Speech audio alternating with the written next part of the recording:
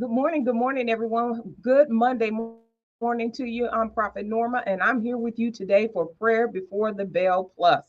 All right. So go ahead and share the broadcast. Let your friends and family know that prayer before the bell plus is on today. We're going to be continuing our journey of talking about persevering in difficult times. And so I'm just going to give you just a moment to go and just share the broadcast with your friends. Make sure you have your pen and your pencil as usual, your journal, and your Bible so that you can follow along with me as I read and so that you can jot down notes that you can go back and study later. All right. Last week, when we were together the last time, we talked about Job, and we know that we can all learn a lesson from Job because he was tested in just about every area. And we know that Job was a rich man. He had lots of cattle, lots of land, had a big family, had riches, and he lost it all. The Lord allowed Satan to test Job, and he lost everything. But we know that at the end of that passage, that story about Job, that he recovered all. He was restored. The Lord restored him all that he lost. And so today we're going to continue on our journey of talking about persevering in difficult times. And today we're going to talk about David today. David is one of those people in the Bible that we talk about a lot. And for some of you who don't know David, you'll know him by the end of this broadcast today. And so I'm going to go ahead and let you know we're going to be reading from First Samuel 16, and we're going to start at verse 1 and go to about verse 14 or 15. And so you can go ahead and prepare your Bible and get it ready so that when we get ready to go and read that passage of scripture, you'll already be there. All right. And make sure you jot it down in your journal so you can go back and study it again, study it out, read it again and again and again. All right. David, he had several brothers, but David was, he was out in the field tending to the sheep and all of those things. He's out there. We know as we read the story about David, he was fighting bears and everything else, and any other kind of animal that was out there out in the field. While he was out there, he was a shepherd boy, and so, but he was also very, very tough. He was a very tenacious, very strong young man. And excuse me. And so we know that as David grew up, he was a young boy, and we know the story about David and Goliath and how he took Goliath down and all of that. But in order to do all of that, he had to do his field duty. He was in the field fighting bears, which prepared him to be able to take out a Goliath. You think about us in our time fighting a bear. What would that be like? You would have to just have some supernatural strength to be able to do that, with your bare hand or with a slingshot. But David did it, and he knew he could. When everybody else was afraid of him and of the Philistines, and this he said, "You uncircumcised Philistine," and he was like, "But I'll fight you. I don't care." In a nutshell, that's what he's saying.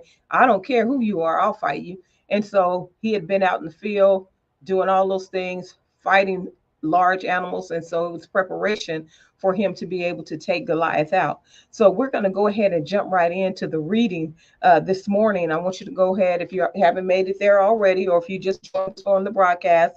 I'm getting ready to read First Samuel 16, and I'm going to read from verse 1 down to let's see, 13. All right, starting with verse 1, 16:1. Now the Lord said to Samuel, "How long will you mourn for Saul, seeing I have rejected him from reigning over Israel? Fill your horn with oil and go. I am sending you to Jesse the Bethlehemite, for I have provided myself a king among his sons." And Samuel said, "How can I go? If Saul hears it, he will kill me." But the Lord said, "Take a heifer with you and say, I have come to sacrifice to the Lord. Then invite Jesse to the sacrifice, and I will show you what you shall do. You shall anoint for me the one I name to you." So Samuel did what the Lord said and went to Bethlehem. And the elders of the town trembled at his coming and said, Do you come peaceably? And he said, Peaceably, I have come to sacrifice to the Lord. Sanctify yourselves and come with me to the sacrifice. Then he consecrated Jesse and his sons and invited them to the sacrifice. So it was when they came that he looked at Eliab and said, Surely the Lord's anointed is before him.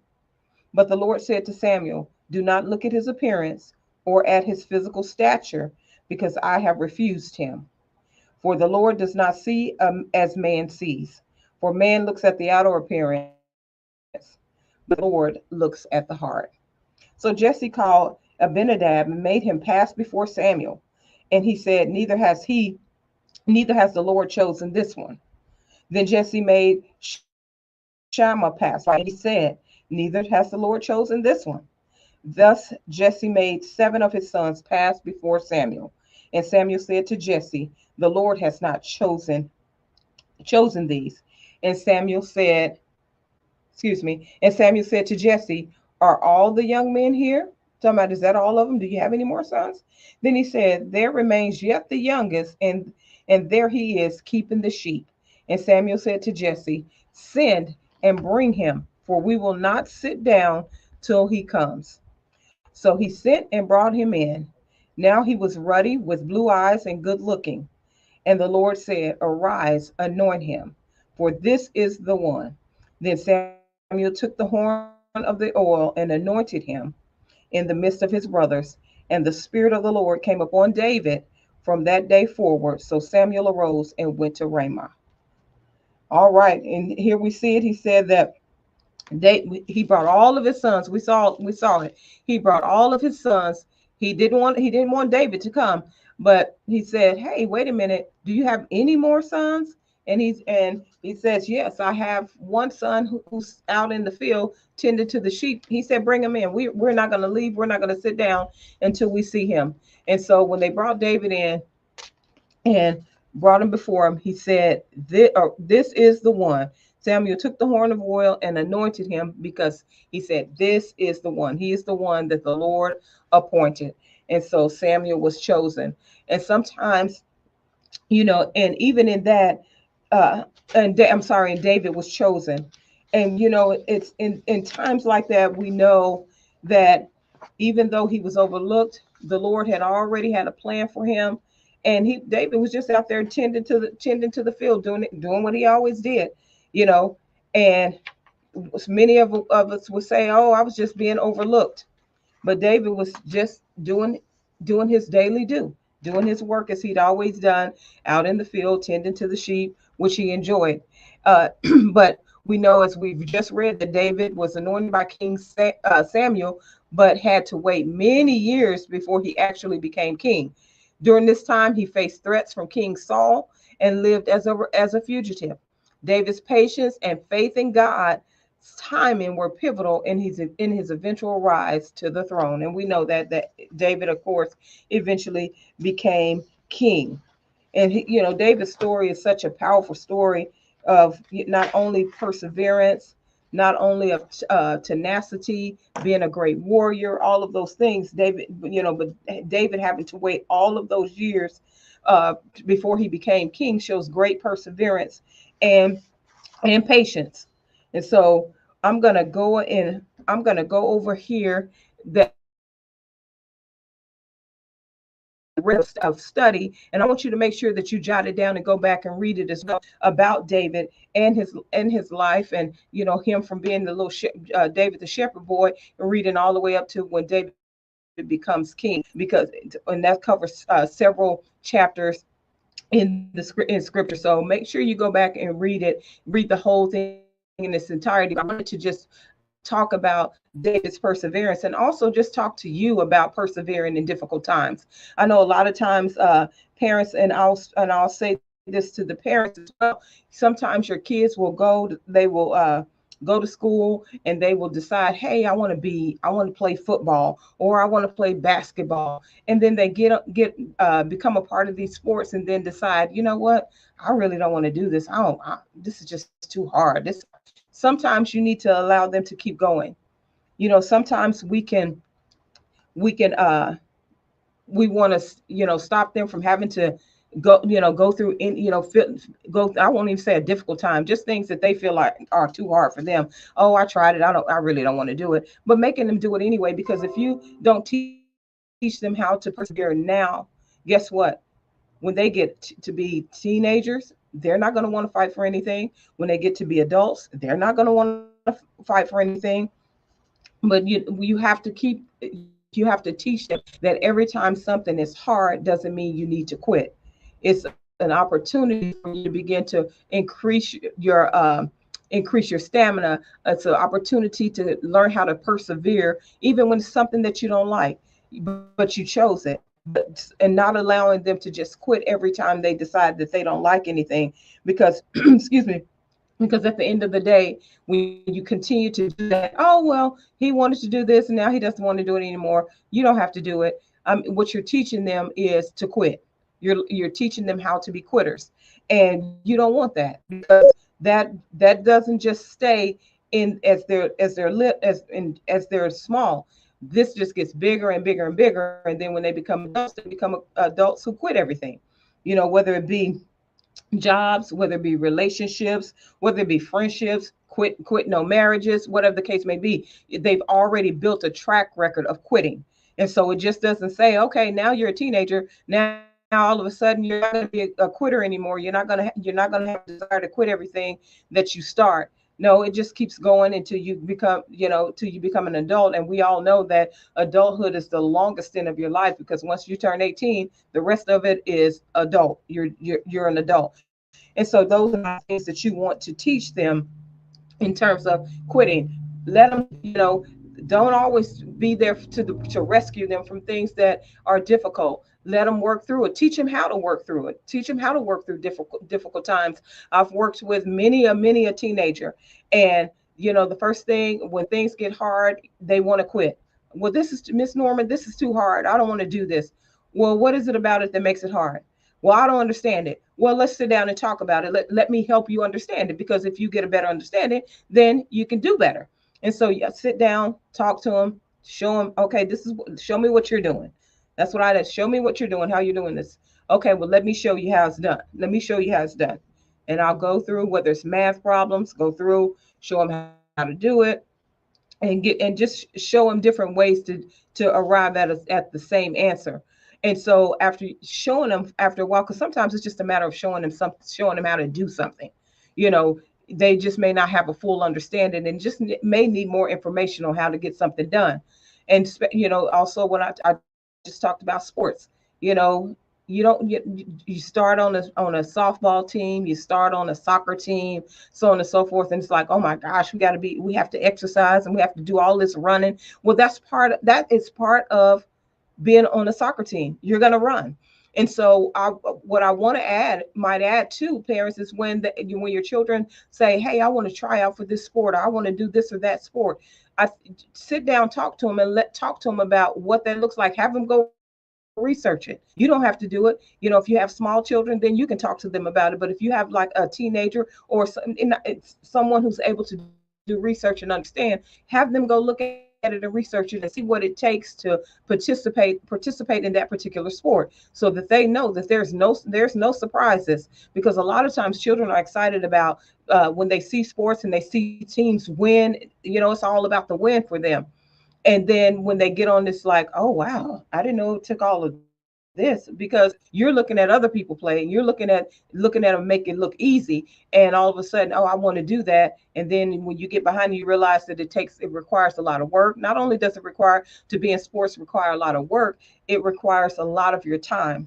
And guess what? Homework doesn't go away, and all of those things. You still have to do homework. You still have to do your chores at home and practice. And so now you have a whole lot going on. And all of a sudden it's like, oh, I don't want to do this. But parents, even before they get started, teach them how to count the cost before. The Bible talks about that. Teach them how to count the cost before they start anything. Let them go read about it. How much practice does it take? Even talk to coaches at school and say, if what does it take to be a part of this team? How many hours a week do we have to practice? Just to do your due diligence before they start just go sign up for something and quit. Let them go read about it. let them go get do some research on it to find out, so that we're not raising or aiding in our children becoming quitters, because that does not stop. Like I said, it doesn't stop when they're young. It continues into their adulthood, and they start quitting all sorts of things. All right, well, I want to go in and talk about why it's important, why perseverance is important. Why do we need to persevere anyway? Let's think about, persevering to achieve goals. Most of us and most people set goals for their lives. When you I remember when I was in high school, even before high school, I was very young, and I made up my mind, and I knew that I was going to college.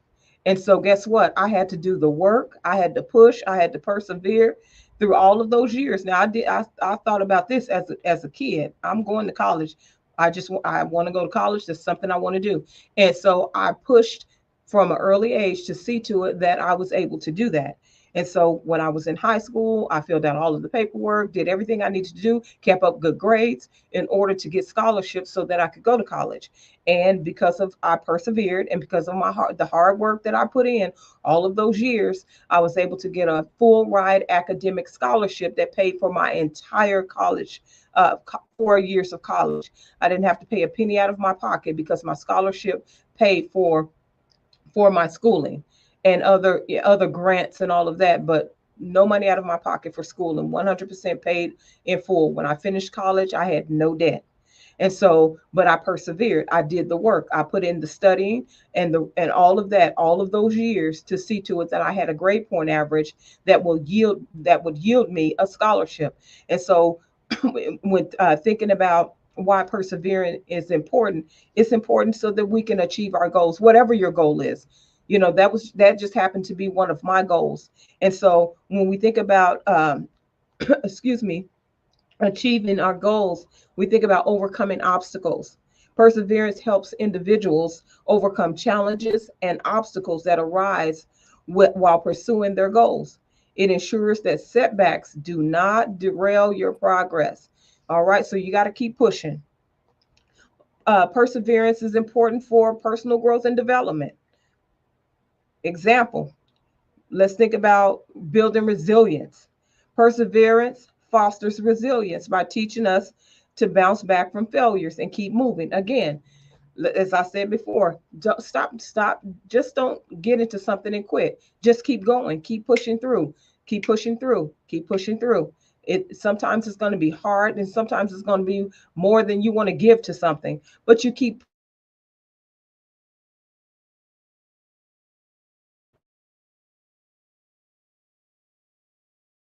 pushing through. Okay, he was out with the sheep, ended up as king. And so you have to keep pushing. That may not be your trek in life, but to come from a shepherd boy to king, yours may be what mine was. When I grow up, I want to go to college. What are you going to do to be able to make that happen? What things have you set in place? What things have you said, okay, I know I have to do this thing, this, that, and the other in order to achieve that goal. So you want to make sure that's happening. uh Next, perseverance is important for problem solving. Okay, when faced with obstacles, perseverance encourages individuals to explore multiple solutions and approaches, often leading to creative and effective problem solving. Sometimes as you sit down and problem solve, that's why it's good to bounce things off of someone else's ears, so that you don't get stuck in just what you have. And when you get an opportunity to listen to what other people have to say about a particular thing, and you can say, oh, okay, wow, I never thought about that. And how often do we do that? When you're trying to problem solve, you'll say, okay, I just need your help with this. Can we talk about this? What this particular thing, what do you think about this? And somebody will say something, and say, you know what, I never thought about that. That's a pretty good idea. And so you always want to make sure that you're continuing to push your kids, push them to go beyond their limits. Don't allow them to keep starting things and stopping. Let them keep going and push them to do their best in everything that they put their hands to do, because it's easy. I'm thinking about those people, God bless them. I think about football players when in the summertime they're out out, they have to practice in all that heat. And I'm like, that's not something I could do. But for somebody, that is their goal. Their goal is to become the best football player there is. Their goal is to make it to the pros. And guess what? In order to do that, you're gonna have to push, you're gonna have to persevere, you're gonna have to give up your time, all of those things in order to make that happen, to be the best of the best. I mean, you think about the likes of Michael Jordan. They talked about how many hours this man practiced from morning to night. Practice, practice, practice, practice, practice. And what did it do? It landed him a career in the NBA. And hey, he's listed among the greats in basketball. But he worked hard. And that's what I want everybody to understand. You have to work hard. You have to push. You have to press yourself beyond your limits. You don't know what you can do unless you push yourself past the limits that you've set for yourself. So always strive to push past your limits, and to go beyond your last victory. Our victories are just, we can look back on all of our victories and say, you know what, and run your resume of victories and say, you know what, I have a resume full of victories, but I don't want to stop here. I want to keep going. I want to keep pushing. And that's what I want you to do. I want you guys to keep pushing. School is getting ready to start. And so in about a week or so, and some students have already started, schools have already started.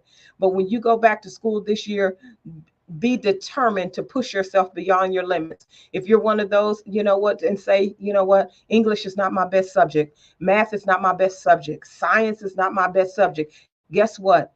Push yourself beyond your limits. Think differently about those subjects. I know it's when you've had year after year of no success, great success in those areas. Math, I hated it, but I pushed and pushed and pushed and to impress myself to pass my classes. And that's what you have to do. And sometimes it requires a tutor. Sometimes it just requires somebody else's assistant. Sometimes a teacher, the way a teacher teaches, you just can't get it. But if you have a tutor, someone who's like, okay, I can show you, let me just go from beginning to end, from A to Z on this math problem and show you how to do it. And sometimes it just takes somebody doing it over and over and showing you over and over and over again. And eventually you get the idea, because you have to get the concept of what it takes to solve a problem. And once you get that concept in your mind, you can solve any problem, but you have to be willing to do the work. And that's the one thing I want you to get. I want you to leave this broadcast today saying, you know what, this school year, last year may not have been a good school year for me in terms of my grades, but I determined this time around, that I'm going to do the very best that I can do. I'm going to use all of my resources, and I'm going to push myself beyond my limits. If I don't like a particular subject, I'm not going to start my year off saying, oh my gosh, I got to take another math class. No, tell yourself, I have to take another math class, but I'm going to win. And keep telling yourself that, and not just tell yourself that. Do the work that it's going to take to see to it that what you spoke about, that I'm going to do it, comes to pass. Even if it takes a tutor, even if it takes long hours of study, even if it takes looking at YouTube videos on how to do a particular type of math, whatever it takes, do what it takes to be the best and to push through. And so that because I'm telling you, once you push through and you get it and you learn it, you'll look back and you'll say, why didn't I do it sooner? And you'll be so proud of yourself that you'll be looking for that next thing to conquer. So go forth and and just push through this school year, and every other year after that you have to complete. Just persevere, push through, and become the best you can be. All right, be like David. He was out in the field tending to his own sheep. He was doing his field duty. He was using all of that for him to take out Goliath, and then eventually, he became king. So continue to fight, continue to push, and conquer whatever it is that has been conquering you. Take the opportunity to conquer it and become the best you can be. Thank you for joining me today for Prayer Before the Bell Plus. I look forward to seeing you again on next Monday. The broadcast airs every Monday at 7:30 a.m. Central Standard Time. If you're not able to look at it on when it airs in the morning, make sure you go back and take a look at it in the evening, or actually any day of the week. Go back and take a look at it and let me know what you think of the broadcast. And again, if you want to leave things that you want me to talk about on the show, you can send it in my inbox, or you can put it there in the comments. God bless you, and I'll see you next time here for Prayer Before the Bell Plus, where we're fighting for the souls of the next generation.